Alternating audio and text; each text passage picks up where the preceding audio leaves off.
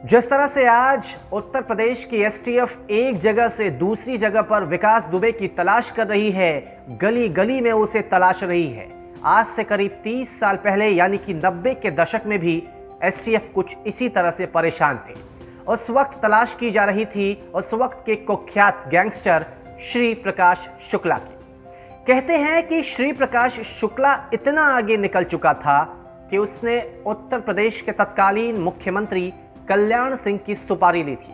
वो सुपारी थी 6 करोड़ रुपए की। उस समय श्री प्रकाश शुक्ला के लिए एसटीएफ जगह जगह छापेमारी कर रही थी, उसे तलाश रही थी। तो अब कुछ ऐसा ही आलम बनता दिख रहा है। आज तलाश की जा रही है कुख्यात गैंगस्टर विकास दुबे की। कहते हैं कि कानून के हाथ बहुत लंबे होते हैं, लेकिन विकास दुबे के इस मामले में ऐसा दिख रहा है कि कानून के हाथ से ज्यादा लंबे विकास दुबे का हाथ है। विकास दुबे भागता फिर रहा है, वो बार बार बचता जा रहा है।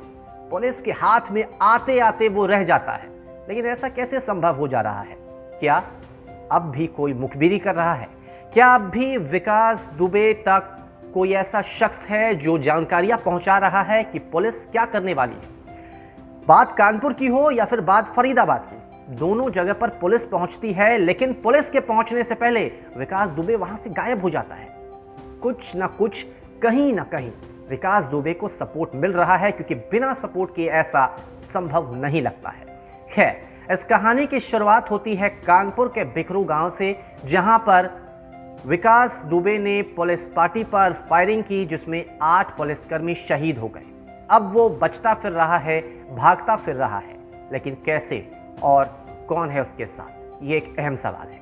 विकास ने घर के पीछे आधा किलोमीटर दूर एक नहर पर छोटा सा पुल बनवा रखा था। 10 मिनट में वो पुल पार करके दूसरे जिले में पहुंच जाता था। इस पुल को विकास ने अपने जिला पंचायत सदस्य पत्नी ऋचा दुबे की विकास निधि से बनवाया था। अब सबसे बड़ा सवाल है कि विकास दुबे ने जिस रात इस वारदात को अंजाम दिया, उसके बाद वो भागा कैसे?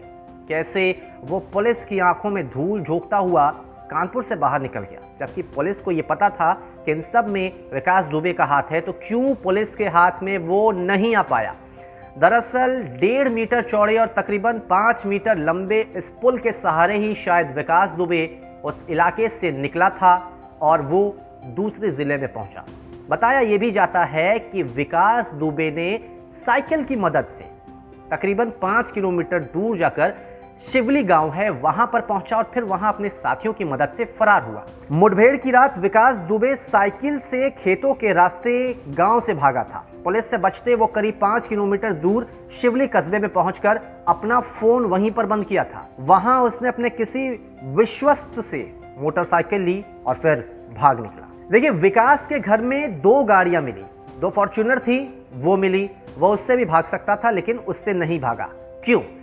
इसके पीछे एक जवाब ये हो सकता है क्योंकि जब वहां पर पुलिस के साथ आमना सामने हुई थी, वहां पर एक जेसीबी खड़ी की गई थी, जिसके कारण सड़क जो है वो ब्लॉक हो गया और इसीलिए शायद विकास दुबे अपनी फॉर्च्यूनर से, अपनी गाड़ियों से वहां से नहीं भाग सका। और उसे कहीं ना कहीं यह भी अंदेशा था कि अगर वो अपनी गाड़ी से भागेगा तो पुलिस की नज़र में आ जाएगा, कहीं ना कहीं उसे लोकेट कर लिया जाएगा, और शायद इसीलिए उसने अपनी गाड़ियों को वहीं पर छोड़ा और साइकिल से अपने उस घर से निकला, 5 किलोमीटर की दूरी तय की, शिवली कस्बा पहुंचा और फिर वहां से मोटरसाइकिल की मदद से वो फरार हो गया। इसके बाद उसकी अगली लोकेशन मिली फरीदाबाद। सबसे पहले पुलिस को जानकारी मिली कि विकास दुबे हरियाणा के फरीदाबाद के एक होटल में छिपा है।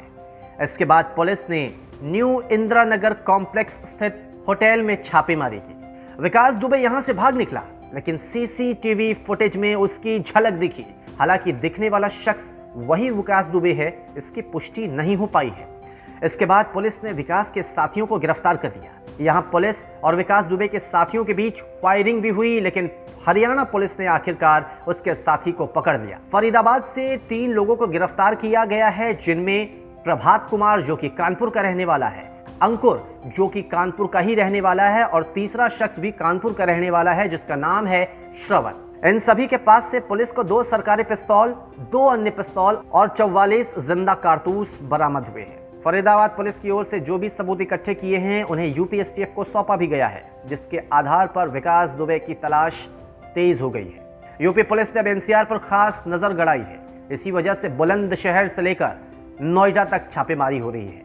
इनमें कुछ बदमाशों को गिरफ्तार किया गया है जिनमें इनाम भी घोषित था। एक गेस्ट हाउस में काम करने वाले शख्स ने यह बताया था कि एक इंसान वहां पर आया था जिसने कमरे की मांग की थी, उसे कमरा ऑफर भी किया गया था, लेकिन उससे आईडी कार्ड जब मांगा गया, आईडी कार्ड उसने जो दिया उसमें नाम था अंकुर का।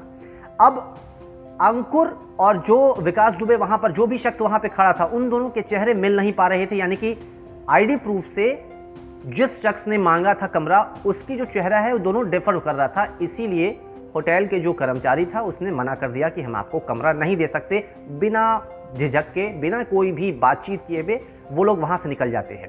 लेकिन अंकुर नाम का जो एक क्लू मिला था, ये पुलिस के लिए बहुत इंपॉर्टेंट साबित हुआ और इसी के दम पर पुलिस ने फरीदाबाद में छापेमारी की और अंकुर को गिरफ्तार भी कर लिया। देखिए, विकास दुबे पे पहले इनाम रखा गया था 25,000 रुपए का, फिर उसे बढ़ाकर किया गया 2.5 लाख रुपए। इसके बाद तकरीबन 24 घंटे के अंदर ही इनामी राशि को बढ़ाकर कर दिया गया 5 लाख रुपए।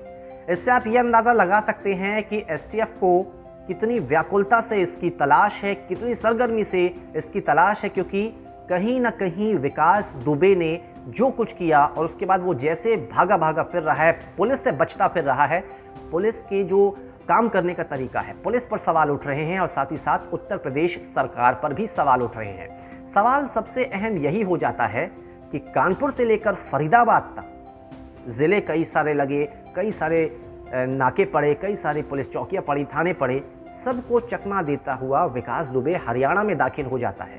यूपी पुलिस वहां तक नहीं पहुंच पाती। जब यूपी पुलिस को पता चलता है कि विकास दुबे हरियाणा में छिपा हुआ है, वहां पर जब तक इंफॉर्मेशन देके हरियाणा पुलिस पहुंचती है तब तक वहां से विकास दुबे गायब हो जाता है। इसका कहीं ना कहीं एक ये भी अंदेशा लगाया जा रहा है कि आज भी कोई है जो विकास दुबे की मदद कर रहा है, पुलिस के हर कदम को विकास दुबे तक शायद पहुंचा रहा है और इसीलिए विकास दुबे बार बार पुलिस के हाथ में आते आते रह जा रहा है।